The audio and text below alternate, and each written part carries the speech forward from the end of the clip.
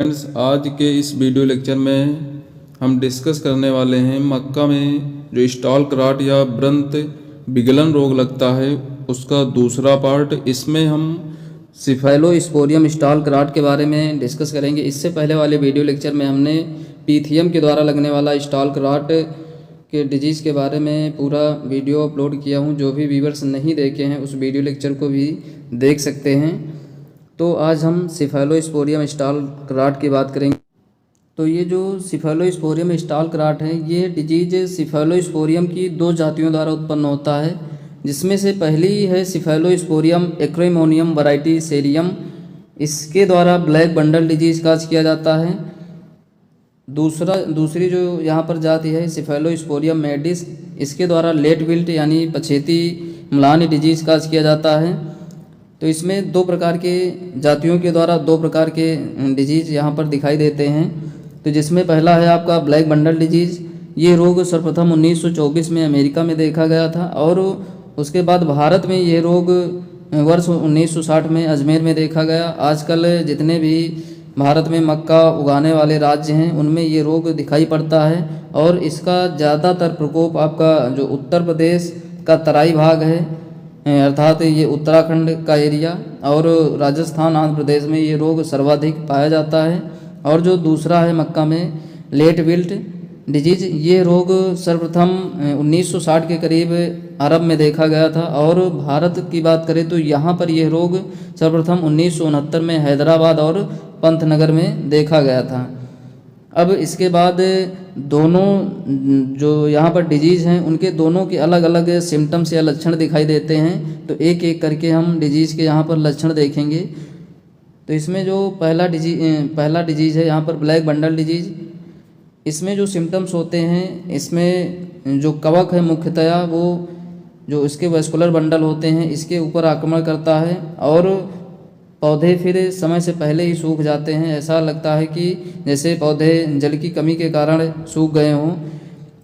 इसमें पौधे की जो पत्तियां होती हैं वो भी सूख जाती हैं और जो पौधे का तना है वो भी उसका बाह्य रंग बदल जाता है। लगभग इस वाले फिगर में यहाँ पर देखेंगे तने में, तो यहाँ पर जहाँ पर पोरी यहाँ पर गांठ के पास काला काला दिखाई देने लगता है और पौधे फिर उस कंडीशन में काफ़ी कमज़ोर दिखाई देते हैं। जो भी रोग ग्रसित पौधा है उसका वैस्कुलर बंडल काला दिखाई देने लगता है, अर्थात जब उसको आप जो तना है उसको आप तिरछा काटेंगे तो वहाँ पर काला काला उसका तना दिखाई देगा थोड़ी थोड़ी बिंदु के रूप में।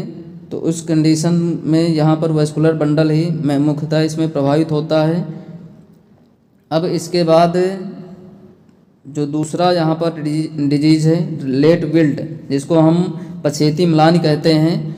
इसमें जो रोग के लक्षण होते हैं वो जब पौधे में नर पुष्प निकलता है उससे थोड़ा पहले से लेकर के लगभग जब फसल पकने वाली होती है तो उस कंडीशन में रोग देखे जा सकते हैं। इसमें क्या होता है, पौधे के जो छिलके होते हैं और जो वैस्कुलर बंडल होते हैं उनका रंग रक्ताभ भूरा यानी रेडिश ब्राउन कलर में दिखाई देता है। अगर फिगर में आप देखोगे यहाँ पर कटा हुआ तना इसका, तो यहाँ पर जो वैस्कुलर सिस्टम है वहाँ पर रेडिश ब्राउन कलर में यहाँ पर सिम्टम्स दिखाई दे रहे होंगे। साथ ही साथ अगर इस स्टेम में इधर देखोगे तो इसका स्टेम यहाँ पर, तो ये भी रक्ताभ भूरा या रेडिश ब्राउन कलर में ये स्टेम दिखाई दे रहा होगा इसका, अर्थात स्टेम का छिलका इस प्रकार से दिखाई देता है।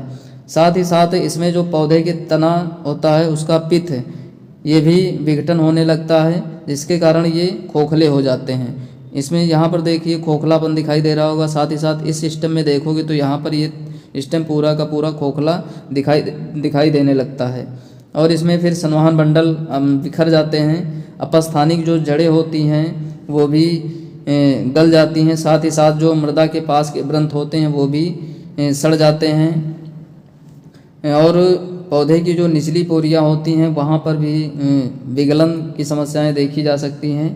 अब इसके बाद हम इस रोग की ईटियोलॉजी या हेतुकी की बात करें तो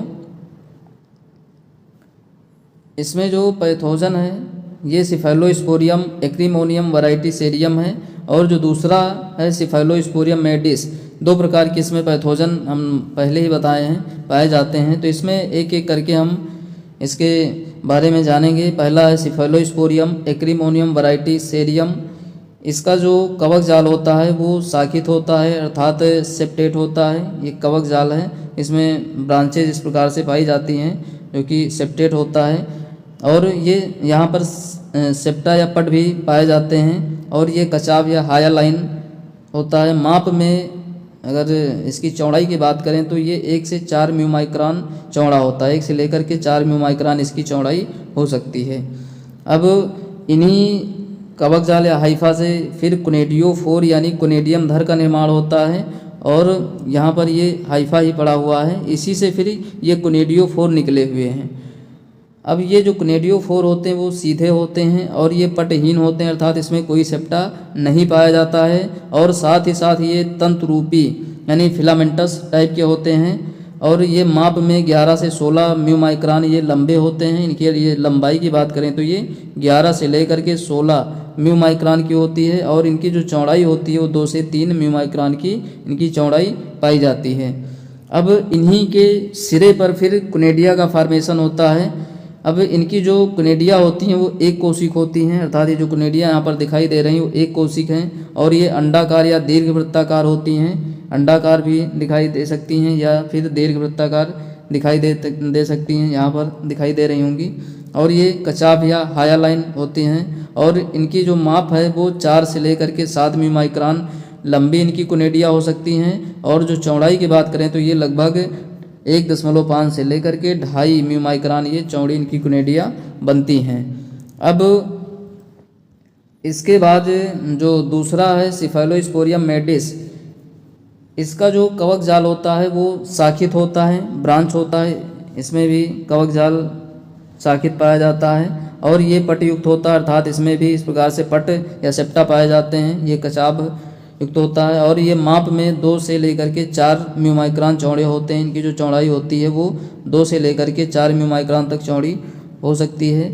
और फिर इन्हीं के ऊपर कोनेडियोफोर या फिर कोनेडियम धर निकलते हैं जो कि सीधे होते हैं और बेलनाकार कचाभ एवं माप में ये 15 से 37 म्यू माइक्रोन लंबे होते हैं। साथ ही साथ ये 3 से 4 म्यू माइक्रोन ये चौड़े होते हैं। अब इन्हीं के जो सिरे होते हैं उसके ऊपर कोनेडिया का फॉर्मेशन होता है। और ये कोनेडिया एक कोशिक, ये भी इनका जो साइज आकार होता है वो अंडाकार और या फिर बेलनाकार प्रकार का होता है। इस प्रकार से इसके यहाँ पर कोनेडिया का फिगर दिया गया है। ये अंडाकार या फिर कोनेडिया के बेलनाकार होते हैं। और इनके जो सिरे होते हैं वो गोल होते हैं। ये सिरे हैं जो कि गोल पाए जा रहे हैं। और ये कचाव माप में 7 से 11, इनकी जो लंबाई है वो 7 से 11 म्यू माइक्रोन की होती है। और इनकी जो चौड़ाई होती है वो 3 से 4 म्यू माइक्रोन की इनकी चौड़ाई पाई जाती है। अब इसके बाद है डिजीज साइकिल। तो ये रोग मृदा जनित रोग है, अर्थात ये मृदा के द्वारा फैलता है। और इसके जो कवक या पैथोजन होते हैं वो मृदा में, साथ ही साथ जो रोग ग्रसित फसल अवशेष हैं इसके ऊपर उत्तरजीवित होते हैं। और यही जो मृदा में जीवित इसके स्पोर के रूप में इसकी कोनेडिया हो गई, साथ ही साथ इसके माइसीलियम हो गए। ये फिर आगे चल करके प्राथमिक निवेश द्रव्य का कार्य करते हैं। और यही मेनली इसके प्राथमिक निवेश द्रव्य का स्रोत होते हैं। और ये रोग बीज जनित भी हो सकता है। जब भी बीज जनित होता है तो उस कंडीशन में जो बीज से प्राइमरी रूट्स के बाद दूसरी सेमिनल रूट्स से निकलती हैं, तो इन सेमिनल रूट्स के द्वारा अगर घाव बन जाता है तो उस कंडीशन में पौधे में ये जो भी, अगर यहाँ पर मृदा आपकी संदूषित है, इसमें पैथोजन पाए जाते हैं, तो इनके स्पोर या जो कोनेडिया है वो अंकुरण करके इस प्लांट के अंदर एंट्री कर जाता है। और फिर ये शिखर तक पहुँच जाता है और वहाँ पर फिर इन्फेक्शन कर देता है। साथ ही साथ अगर कभी कभी कुछ कीटों के द्वारा भी अगर पौधे में घाव बन जाता है निचली सतह पर, तो मृदा में उपस्थित जो कोनेडिया हैं वो उस घाव के माध्यम से प्लांट के अंदर प्रवेश कर जाते हैं और वहाँ पर इन्फेक्शन प्लांट में कर देते हैं। अब इसके बाद डिजीज़ मैनेजमेंट या रोग प्रबंध। तो इसका रोग प्रबंध आप कैसे करेंगे? एक तो कर सकते हैं जब भी आप बीजों की बुआई कर रहे हैं तो उस समय आप रोग रहित स्वस्थ जो पौधे हैं उनसे प्राप्त बीजों की बुआई करना चाहिए। दूसरा क्या कर सकते हैं, जो जब भी आपकी फसल में रोग हुआ हो तो उस कंडीशन में जो वहाँ पर फसल अवशेष है रोग ग्रसित, उसको आप एकत्र करके जला सकते हैं। उससे जो भी पैथोजन होंगे वो जल जाएंगे। इसके अलावा आप फसल चक्र वहाँ पर अपना सकते हैं, क्रॉप रोटेशन को फॉलो कर सकते हैं। इसके अलावा खेत में आवश्यक नमी वहाँ पर उपलब्ध होनी चाहिए, यानी अधिक वहाँ पर जल भराव की स्थिति ना हो। इसके लिए आपको उचित जल निकास की भी व्यवस्था करनी चाहिए। और आप जो फर्टिलाइज़र या उर्वरक है उसकी संतुलित मात्रा को प्रयोग कर सकते हैं। और जो रोग रोधी एवं सहनशील किस्में हैं, अर्थात जो डिजीज रेसिस्टेंट या फिर रोग सहनशील या डिजीज टॉलरेंस जो वैरायटीज़ हैं उसको आप उगा सकते हैं, जैसे Pusa Arun, Pusa composite 1, Pusa composite 2, Pusa composite 4, इन किस्मों को उगा सकते हैं। साथ ही साथ बीजों को आप थाईराम या कैप्टान 2.5 ग्राम, लगभग 2.5 से 3 ग्राम आप प्रति केजी बीज दवा के हिसाब से इसको उपचारित भी कर सकते हैं। तो ये था हमारा आज का वीडियो लेक्चर। कैसा लगा कमेंट बॉक्स में ज़रूर बताएं। वीडियो को ज़्यादा से ज़्यादा शेयर करें, लाइक करें और चैनल को